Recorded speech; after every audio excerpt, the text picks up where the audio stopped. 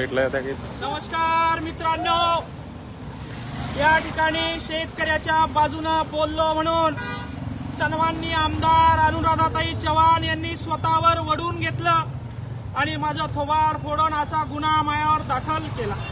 ठीक आहे, गुन्हे दाखल करायला मी घाबरत नाही, मात्र शेतकऱ्यावर बोलत असताना, शेतकऱ्याची बाजू मांडत असताना आम्ही कुणाला घाबरणार नाही, आम्ही तुमच्या गुन्ह्याला घाबरणार नाही.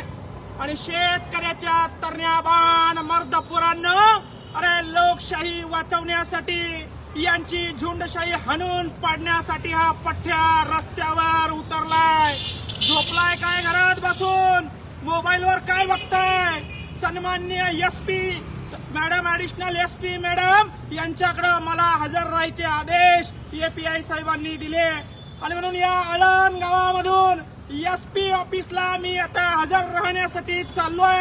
माझ्यावर गुन्हा दाखल झाला, मला पावबंद करण्यासाठी, अटक करण्यासाठी ऍडिशनल एसपी मॅडम यांच्या कार्यालयात हजर राहा 12 वाजेपर्यंत असं सांगण्यात आलेलं आहे. मात्र सरकारच्या गाडीत मी जाणार नाही, सरकारची गाडी मला आवडत नाही, सरकारच्या गाडीला मी बोजा बनणार नाही.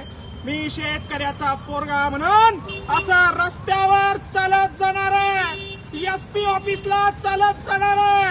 आळंद पासून निघालो. अरे शेतकऱ्यांच्या पोरांनो, शेतकऱ्यासाठी कळवा असेल तर चला या एसपी ऑफिसला जाऊया आणि या झुंडशाहीला, हिटलरशाहीला हाणून पाडूया. जय जवान, जय जवान, जय जवान, जय जवान, जय जवान, जय जवान. आणि माझ्या पाठीवर हवालदिल झालेला शेतकरी लटकलेला आहे.